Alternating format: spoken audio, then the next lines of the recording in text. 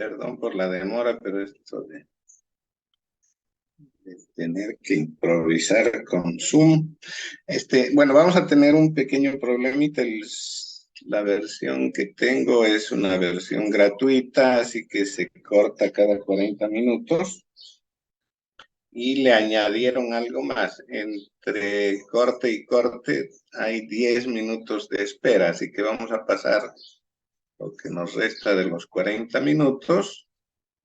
Se va a cortar y tendrán que esperar 10 minutos. En ese tiempo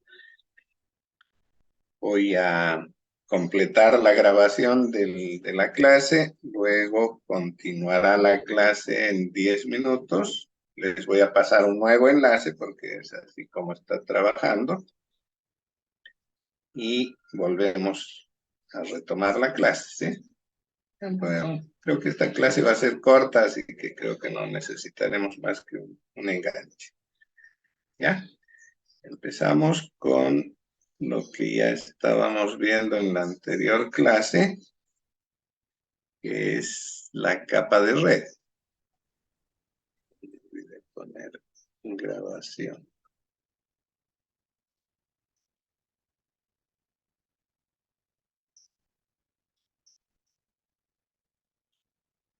Recording in progress.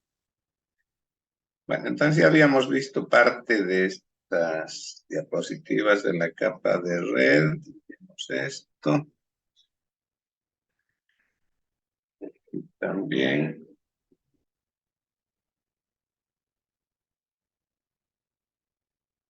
estábamos viendo esto, ¿no? El tema del enrutamiento. La idea es que los enrutadores tengan la capacidad de determinar la ruta más eficiente para alcanzar el destino. Entonces, hay dos alternativas. Una, la de utilizar un método estático, es decir, el algoritmo de enrutamiento se lo realiza antes de poner a funcionar la subred. Y aquí teníamos, o habíamos presentado, dos alternativas. Una, la de la ruta más corta, este algoritmo que se le atribuye a Dijkstra o algo así, consiste en medir desde cada enrutador las rutas para llegar a los demás, ¿no? Entonces, con eso se podría formar una tabla en la que, por ejemplo, diría desde el enrutador A hasta el enrutador F, se puede seguir por el camino determinado por la línea que conecta al enrutador A con el enrutador B. ¿Sí? ¿Por qué solamente eso? Porque es suficiente y necesario para que el paquete sea enviado saliendo de A. Como A solamente está ligado a dos enrutadores, al enrutador B y al enrutador G en este ejemplo, entonces solo tiene dos puertos de salida. Al decir que va a usar el puerto que lo comunica con B, simplemente está diciendo que ahí debe enviar el paquete y B se encargará ya con su propia tabla de buscar la ruta más corta hacia F. En realidad no buscarla, ¿no? Sino ya la tiene en una tabla preelaborada. Entonces B toma a través de esa tabla la decisión de hacerlo, enviando hacia C, ¿no? Por esa línea, o enviando por la línea que lo conecta con el enrutador E. Bien, entonces una de las dos, la que les resulte más corto para llegar a F. Entonces, como ya está elaborada esa tabla, B no tiene que tomar ninguna decisión, simplemente busca en la tabla y dice, ¿cómo llego a F? Por E. y manda el paquete por E. E se encargará de hacer llegar a F. ¿Cierto? Esa es la idea. Entonces se va construyendo las rutas tomando el criterio para que esta sea la más corta. El criterio obviamente se basa en alguna métrica. ¿Cómo mido las distancias? Lo puedo hacer a través del tiempo de retardo, es decir, cuánto tiempo tarda en llegar desde el origen hasta el destino. O sea que la métrica sería tiempo de retardo, medido en unidades de tiempo, segundos, milisegundos, nanosegundos, corresponde, ¿cierto? También se podría usar como métrica el número de saltos. ¿Cuándo es conveniente hacerlo? Cuando todas las líneas que comunican a los enrutadores son más o menos de la misma longitud. Entonces, tienen más o menos el mismo retardo y por lo tanto un conteo más cómodo es el número de saltos. ¿Sí? No conveniente cuando tenemos un retardo heterogéneo, ¿no? De uno a otro hay 2 milisegundos y existen pares que tienen 100 milisegundos de repente, ¿no? Entonces hay mucha disparidad y contar por número de saltos no es adecuado. Otra alternativa sería medir las rutas a través de la distancia física, en metros, en kilómetros, que corresponda a las distancias entre los enrutadores. No es muy habitual hacerlo así, pero es una alternativa. Bien, entonces, retardo, número de saltos, longitud física y tal vez hayan otras más.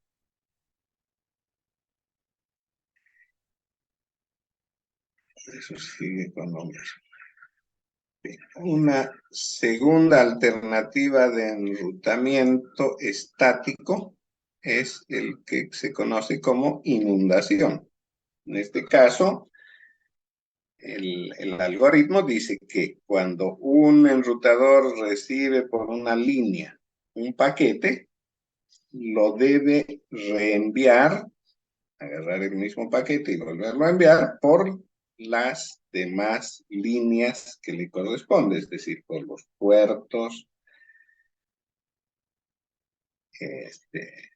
a los que tienen conectados otros enrutadores. Entonces, por ejemplo, aquí si el enrutador que está en el borde de la izquierda recibe un paquete, lo puede enviar hacia arriba o hacia abajo. El que está arriba va a recibir el paquete, puede enviar por cualquiera de los dos enrutadores, etc.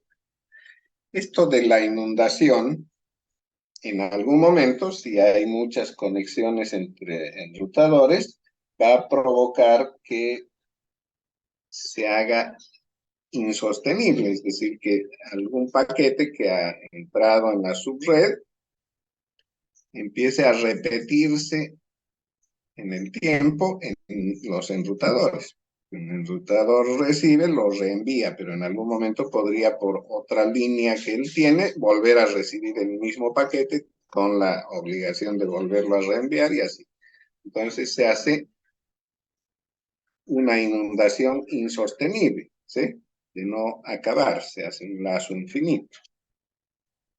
Y aquí la alternativa de cómo detener la inundación consiste, ¿no? En este ejemplo, aquí se puede ver que hay la posibilidad de que la inundación se haga infinita. Entonces, ¿cómo detenerla? A través de utilizar un contador de saltos. ¿Sí? Yo digo, cada paquete va a contener un número que corresponde al número de saltos. Entonces, cuando envío un paquete, le pongo ese número. Y ese número se lo determina mayormente considerando el tamaño de la subred. ¿Cuál es el número máximo de saltos que corresponde para llegar de un extremo a otro en su valor máximo? A eso se conoce como diámetro de la subred. Entonces, el diámetro de la subred va a constituir el contador para todo paquete. Cuando un enrutador envía un paquete, le pone en su contador ese valor, 10 por ejemplo. El que recibe ese paquete, recibe con 10 y le descuenta 1. Y lo despacha por sus puertos con ese número 9. Y así, a medida que va avanzando, va disminuyendo el conteo, ¿no? Ese contador que viene a ser el tiempo de vida que le queda al paquete. Hasta que en algún momento llega a 0 y en ese momento ya no se lo reenvía. Una forma coherente, digamos, de limitar la inundación, de contenerla.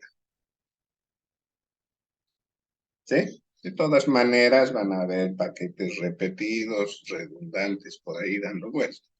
Pero en algún momento se va a contener. Otra forma de contener es establecer en cada enrutador un registro de difusión, es decir, que el enrutador recibe un paquete, le pone algún código y guarda eso en su registro. Cuando vuelve a recibir un paquete, revisa si lo tiene en su registro de difusión. Si no está, lo repite. Si está, ya no lo hace. ¿Sí? Lo ignora. ¿De acuerdo? ¿Por qué? Porque dice, ya lo reenvié alguna vez. Entonces ya no va más. Y una tercera es realizando una inundación selectiva, es decir, que cuando un enrutador recibe un paquete con el modo de inundación, no lo reenvía por todas sus líneas, sino por algunas de manera selectiva. Algún criterio habrá para elegir eso, ¿no? Bien, entonces también una forma de contener la inundación. Ahora, ¿para qué usar inundación si no es del todo eficiente? La inundación normalmente se la utiliza como un mecanismo para presentar a un enrutador nuevo que está ingresando a la subred. Podría ser porque estaba apagado, porque estaba en mantenimiento, porque lo cambiaron por otro. Cualquier motivo que ha hecho que el enrutador que estaba fuera de la subred ahora ingrese a él. Entonces, como es necesario que este enrutador sea conocido por toda la subred, lo que hace es enviar un paquetito de presentación. Hello, hola, yo estoy aquí. Y quiere que todos sepan eso. Entonces lo hace utilizando inundación. Ese paquete va a ir a toda la subred, de esa manera todos se van a enterar que Juanito volvió a la subred o que Juanito se incorporó a la subred. ¿Bien? Entonces ese es el motivo por el que se usa inundación como método de propagación de los paquetes. Ahora sí podemos entrar a el que no habíamos analizado, que es el vector distancia.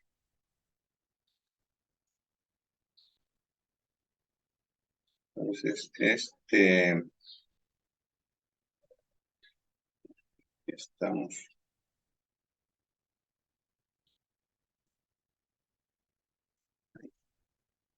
Ahora sí se ve mejor, ¿no?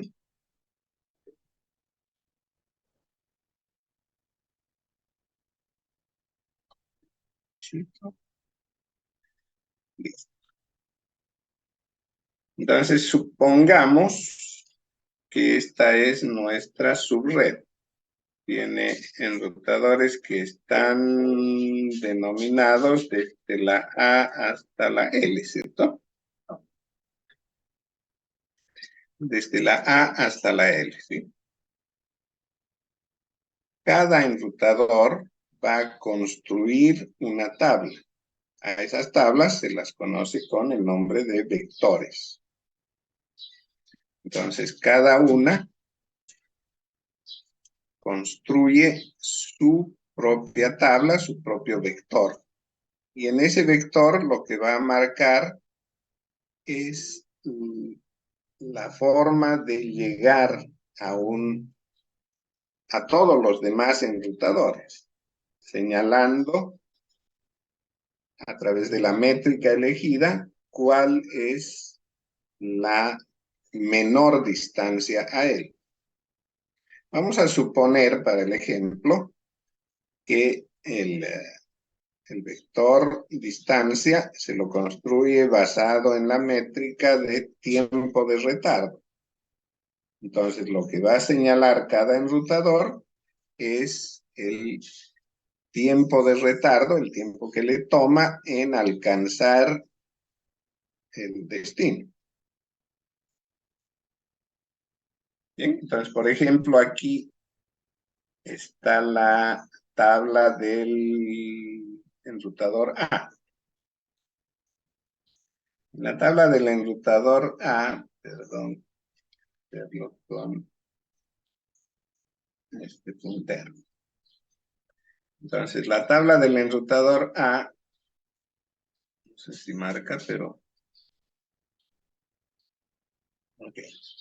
Entonces, la tabla del enrutador A señala en cada una de las filas, y por eso hay filas desde la A hasta la L, están marcados todos los enrutadores de la subred. En la casilla que le corresponde, el tiempo que le tomaría llegar hasta ese enrutador. A, para llegar a A, obviamente, como ya está ahí, 0. ¿Sí? Para llegar al enrutador B, dice que le toma 12, pensaremos que es retardo en milisegundos, 12 milisegundos. Para llegar a C, 25, D, 40, etc. Entonces, ahí, en ese vector, se está señalando cuál es el tiempo que le toma para llegar a ese enrutador en particular. Y además se añade cuál es la línea o el puerto que se debe tomar para alcanzar a ese enrutador, ¿no? Seguramente en este caso, bueno, está incompleto eso, pero el enrutador A para llegar al enrutador B, ¿cierto? Como es su vecino, entonces utilizará seguramente la línea de comunicación del puerto del enrutador A que se llama B. Se llama B porque está conectado al enrutador B. Entonces faltaría aquí señalar B. No es el caso, no se lo ha puesto simplemente porque el ejemplo está destinado a obtener el vector del enrutador J. Ya, es el enrutador J el objeto de este ejemplo. Entonces no nos interesa lo que tenga en su vector el enrutador A. Pero lo que sí nos interesa de él es que puede llegar a todos los demás y cuánto tiempo le toma. Entonces, el método consiste en que cada cierto tiempo prefijado, todo enrutador debe intercambiar su vector, su tabla, con los vecinos. Entonces, el enrutador A, por ejemplo, le va a enviar su tabla al enrutador B. A cambio, va a recibir la tabla del enrutador B. Hará lo mismo con J y con E. Todos sus vecinos, que son B, J y E, intercambian tablas. De esa manera, el enrutador A va a recibir la información de cómo B puede alcanzar a los demás. de cómo J puede alcanzar a los demás, ¿cierto? Y con ello puede reconstruir su tabla, porque puede haberse modificado por algún motivo. ¿Qué motivos? Que de repente se incorporó un nuevo enrutador, que de repente la línea entre uno y otro está muy saturada, y el retardo es cada vez mayor, etcétera, ¿no? Entonces pueden haber cambios dinámicos en la métrica que se está utilizando. Pongamos en este ejemplo el tiempo. Como hay mucho tráfico en cierta ruta, ha aumentado el tiempo de retardo. O en alguna que está muy despejada, de repente ha disminuido, podría darse el caso. Por eso es que se efectúan estos intercambios a través de los cuales el enrutador llega a conocer nuevas alternativas. Renueva la información que tiene respecto a cómo alcanzar todas todos los destinos posibles. ¿Bien? Pero además a esto le suma algo, que es el tiempo que él mide para llegar a sus vecinos.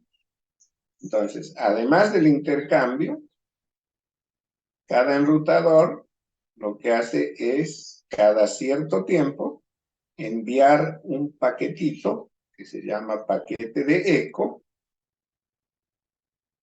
Los paquetes de eco necesariamente deben ser respondidos con el mismo paquete a quien lo ha originado. Entonces, por ejemplo, J le envía un paquete de eco a partir del momento en que sale el paquete, empieza a medir el tiempo. Como A recibió el paquete que sabe que es de eco, debe devolvérselo a J. J, en el momento en que recibe el paquete de eco, calcula el tiempo y dice, de ida y vuelta me han tomado 16 milisegundos.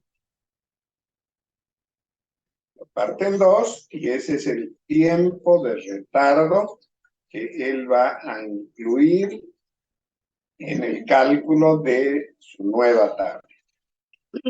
¿Bien? Entonces, este enrutador J, que como les decía es el objeto de este ejemplo, perdón, me está avisando Zoom que en 10 minutos se va a cortar, así que ya saben, se corta y tendrán que esperar otros 10 minutos.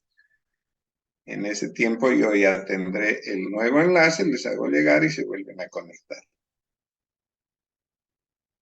Bien, entonces, obligación de cada enrutador, intercambiar cada cierto tiempo su tabla con los vecinos y también elaborar su nuevo tiempo de retardo con los vecinos a través de paquetes de eco. Entonces, J, de esa manera en el ejemplo, ha determinado que con A, fíjense que antes de J a A eran 9 milisegundos, ahora tiene solo 8. Con I, que es vecino de J, con I tenía de I a J 11 milisegundos, ¿cierto? Antes eran 11, ahora son 10, ha mejorado. Con H, que también es su vecino, eran 7, y ahora está congestionado y le resultan 12. Y con K, antes tenía marcado 10, ahora tiene 6, ¿no? Mejoró bastante. ¿Sí? Se despejó la ruta, qué sé yo. Entonces, esa es la información, ese es el insumo que tiene para la elaboración de su nueva tabla de enrutamiento, de su nuevo vector. Entonces, ¿cómo va a realizar esto? Entonces, se me adelantó esto. No importa. Por ejemplo, J dice, para llegar a A, ¿cierto? Al enrutador A.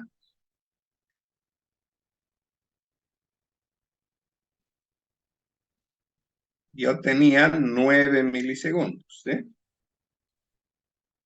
De J a A eran 9, pero ahora acabo de medir que solamente me toma 8. Entonces marca 8, ¿por dónde debe salir? Por el puerto que se llama A. Es decir, que J para llegar al enrutador A va a mandar por esta línea, porque esa línea lo conecta con el enrutador A. A esa línea, a ese puerto, en el ejemplo se lo está denominando A. A la línea que conecta J con I se denomina el puerto I. En la realidad no es así, ¿no? En la realidad cada enrutador tiene un número de puerto y a ese número se va a referir. No marca con nombre, sino con número de puerto. ¿Bien? Entonces, eso es lo que le corresponde en su nueva tabla para la primera fila, que corresponde a cómo llegar al enrutador A. Ahora veamos cómo lo hace con B. B no es su vecino, entonces tiene que recurrir a cálculo. ¿Y cómo va a calcular? Dice, a B, el enrutador A llega en 12 milisegundos. Más los 8 que me toma llegar a A serían 20. ¿Sí? Alternativa, a través de A, 20. Si lo hago por I dice que tarda para llegar a B 36 milisegundos. Más los 10 que me toma llegar ahí son 46. Como es más grande que el 20, sigue reinando 20. Si lo hago por H, este toma 31 milisegundos para llegar a B, más los 12 que me tomaría llegar a H son 43. Sigue siendo 20 el menor. Y a través de K, 28 más 6 son 34 milisegundos. Es mayor que el 20 y por lo tanto 20 es la nueva anotación que va a ser en la fila 2, ¿no? La que le corresponde al vector, o perdón, al enrutador B. Entonces, en su nueva tabla, J marca que para llegar al enrutador B debe hacerlo por la línea A y le va a tomar 20 milisegundos. Del mismo modo hace el cálculo para llegar a C. A C, si lo hace por A, son 25 milisegundos que le toma a más los 8 son 32. En cambio, si lo hace por I, 18 más 10, 28. Eso está mejor, ¿sí? 28.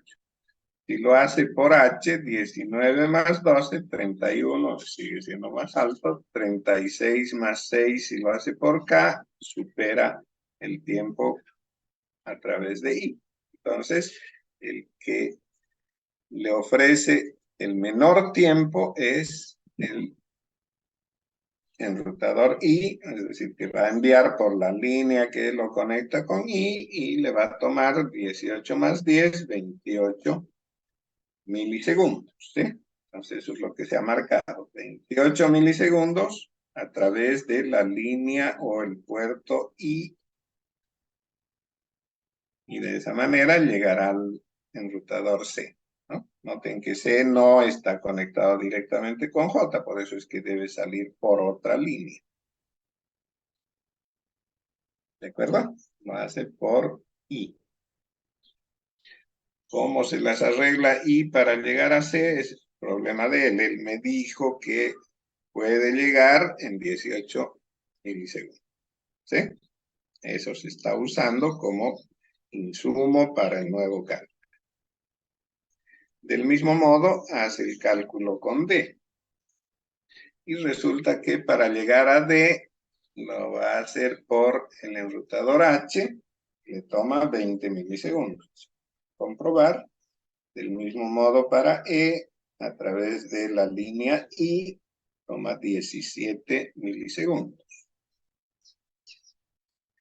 Y así sucesivamente.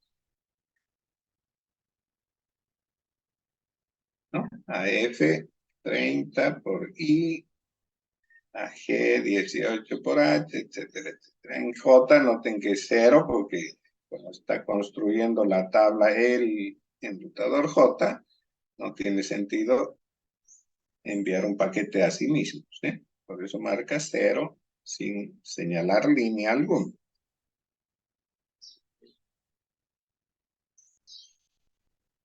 ¿De acuerdo? Entonces, esa es la mecánica que se sigue para este algoritmo de enrutamiento conocido como vector distancia. También se lo conoce habitualmente como algoritmo de Bellman-Ford. Seguramente esos dos señores, no los conozco, son quienes han desarrollado el algoritmo.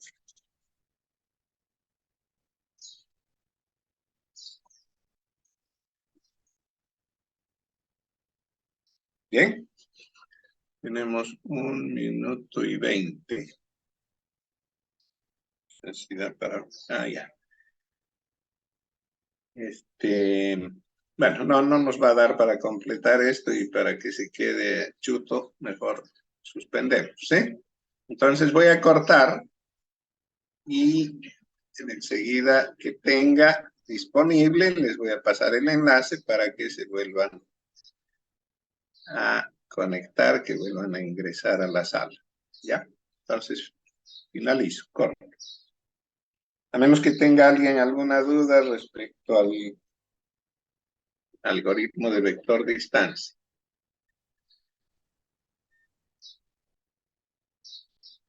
¿Algún comentario, una duda? Nada, ok.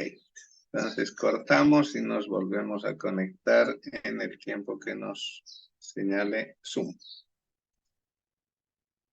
Cortito lo que queda.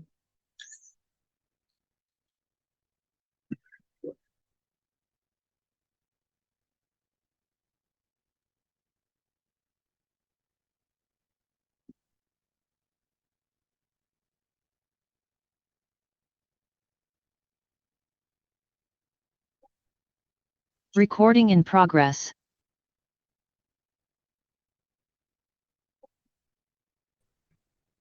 Bien, entonces vimos el algoritmo de vector distancia.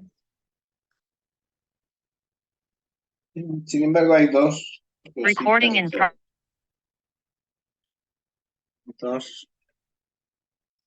cosas más que ver en este algoritmo. El hecho de la incorporación de un nuevo enrutador y también el tema de la desconexión de un nuevo enrutador en casos extremos. Ya, lo vamos a ver eso. Ahí.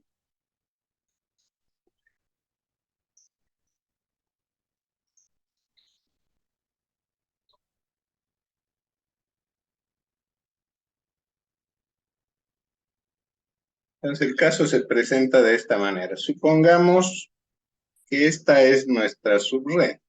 Son 5 enrutadores, de los cuales han estado actuando, trabajando solamente los 4 de la derecha, B, C, D y E. A estaba desconectado por algún motivo y ahora se reincorporó a la subred. Entonces, como se está manejando el algoritmo de vector distancia, cada cierto tiempo se produce un intercambio, decíamos. A través de esos intercambios y del mensaje de eco que A, al haberse reincorporado, le envía a su vecino B, este se entera de que A está en la subred, ¿sí? Entonces, después del primer intercambio, B ya sabe que puede alcanzar al enrutador A y vamos a considerar como métrica el número de saltos. Entonces B marca en su nueva tabla que hay un enrutador más, no solamente C, D y E como estaba marcado antes, sino que ahora está A, y que a él llega con un salto. En el segundo intercambio, es decir, después de que ha transcurrido el tiempo fijado para los intercambios, intercambia B con C su vector, de tal manera que C, al recibir el vector de B, se va a enterar que existe el enrutador A. Producto del segundo intercambio, ahora C ya conoce la existencia de A. Y lo marca en su tabla. ¿Por qué marca 2? Porque de C a B hay un salto y B le dijo que puede llegar a A con un salto. Entonces dice 1 más 1, 2. Uno nos va a matar. Bien. Entonces, ahora este es el nuevo panorama. Tanto B como C conocen la existencia del nuevo enrutador A.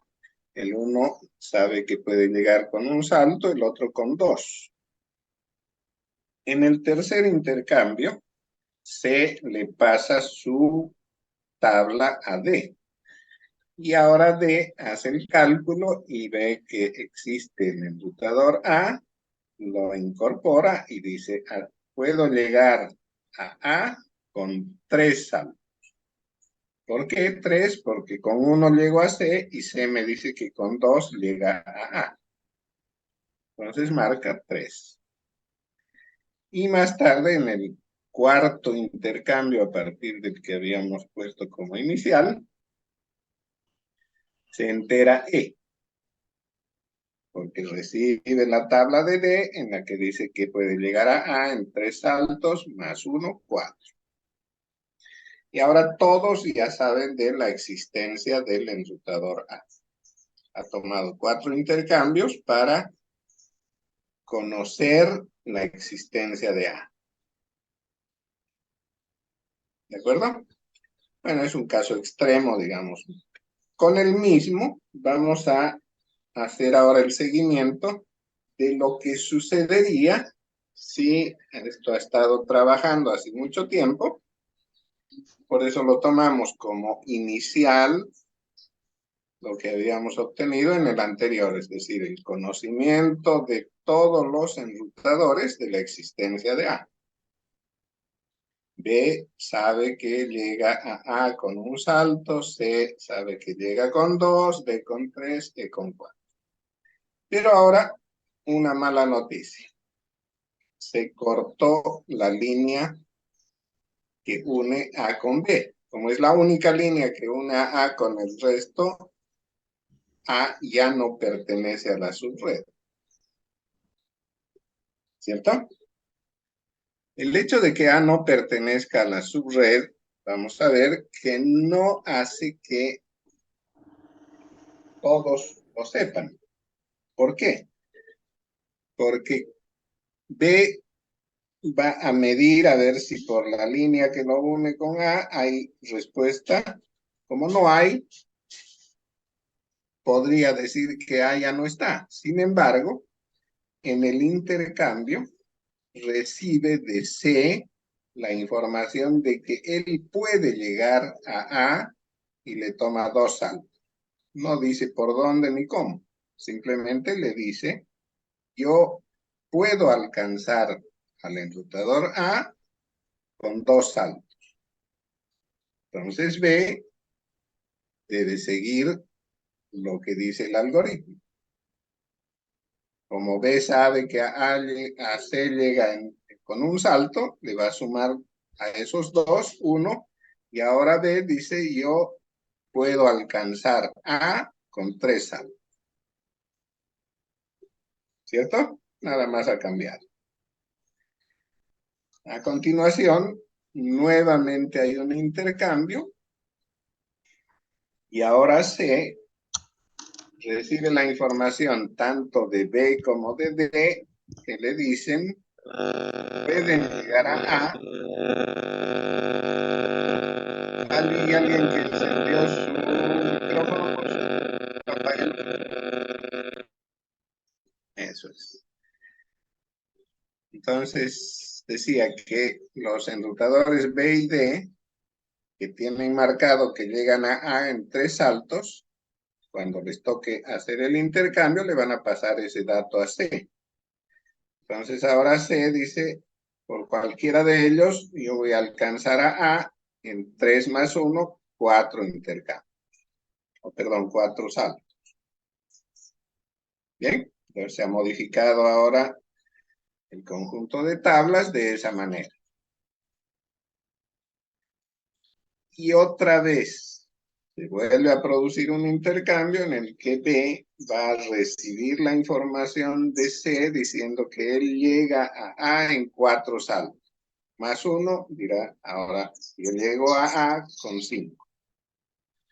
Lo mismo va a hacer D, porque se entera que C y E, cualquiera de ellos, llega a A en 4 saltos, más 1, 5. Y así se va propagando la información, modificando en cada intercambio la tabla que es errónea porque nadie puede llegar a A, ¿cierto? Sin embargo, esto va a crecer hasta el infinito. ¿Sí? Porque no hay un límite. Ahora, naturalmente, habría que ponerle límite a esto. Y decir que para llegar a algún enrutador al cual físicamente no se puede, el tiempo es infinito. Es decir, hay que fijar un infinito en el algoritmo. ¿Sí? Porque de lo contrario esto va a crecer indefinidamente. Bien, entonces hay que limitar la cuenta. Y para eso se puede emplear aquel mecanismo que habíamos analizado en el anterior algoritmo, ¿no? El de fijar como un límite para la subred. Ese límite podría ser el diámetro. El diámetro en este caso es, por decir, 5. ¿No? O podría ser 4 inclusive. 1, 2, 3, 4 saltos, que es lo más grande que se puede dar, desde A hasta E. ¿Sí? Entonces, 4 es lo más grande. Más que eso, lo consideramos infinito. Entonces, si pasa de 4, se marca como infinito. ¿Sí? Ahora, ¿cuántos intercambios va a tomar eso? Veamos. Entonces, así estábamos inicialmente. Se cortó la línea que unía a A con la subred y se empiezan a producir los intercambios con la noticia falsa de que C puede llegar a A. Eso lo registra B y dice, yo puedo llegar en 3 saltos. ¿Cierto? Nuevo intercambio. Ahora C marca 4 para llegar a A. Porque A puede alcanzarlo, dice B y D con 3 intercambios, con 3 saltos. ¿Sí? Ya sabemos que eso es falso. Pero como está marcado así, el protocolo se está cumpliendo, ese es el algoritmo y así está determinado. Ahora, B y D reciben la información de C en la que dice que pueden llegar a A con 3 datos, ¿sí? Entonces, le va a sumar a los 3, perdón, C va a sumar, no, estoy mal, ¿no? Es B quien va a modificarse. Recibió la información de C diciendo que le toma 4 saltos llegar a A, más 1 que lo distancia de C. Él dice, yo ahora puedo llegar en 4 más 1, 5, pero 5 ya está fuera del límite. Y eso lo marca como infinito. B va a hacer lo propio, ¿no? Porque tanto de C como de E recibe la misma información. 4 saltos para llegar a A, más 1, 5, ya se salió del límite y lo marca como infinito. Y ahora C, en el cuarto intercambio, va a recibir la información de B y D. Lo mismo va a suceder con E, indicando que nadie puede llegar a A. Y todos marcan infinito, con lo que A se considera inalcanzable, ¿no? Entonces, poniendo ese mecanismo de detención de la cuenta, un límite denominado infinito, para señalar la imposibilidad de alcanzar un enrutador, podemos hacer que esto no siga creciendo de manera indefinida, ¿no? Con lo que se completaría el algoritmo. Y de esa manera se salva el problema de la cuenta al infinito para casos como el que hemos analizado. ¿Ya? Ahora, este algoritmo que acabamos de describir, el algoritmo de vector distancia, no es el único. Hay otros algoritmos que nos permiten buscar la mejor ruta, pero esto va a quedar como tarea para ustedes.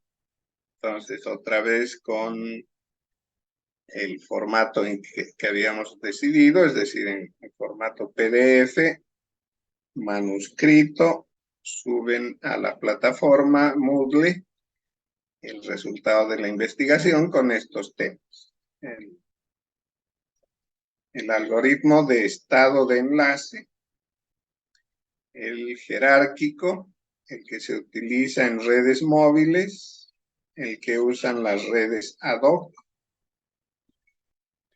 Además, adicionan control de la congestión y calidad de servicio.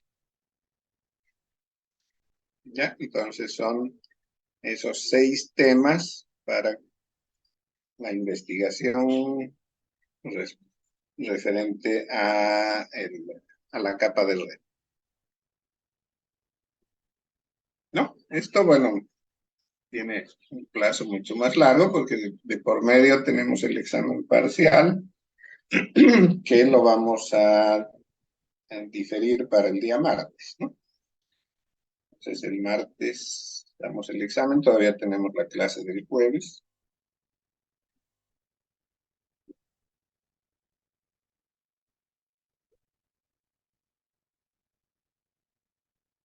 ¿Tienen alguna duda, alguna pregunta?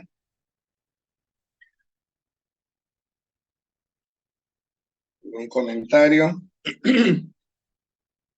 Con esto terminaríamos nuestra clase. Lo que vamos a ver la próxima clase en extenso va a ser el protocolo IP en versión 4.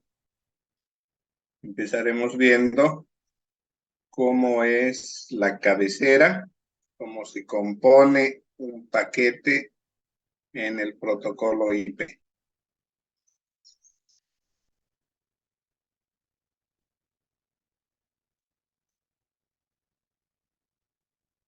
Bien, entonces nos despedimos hasta el día jueves.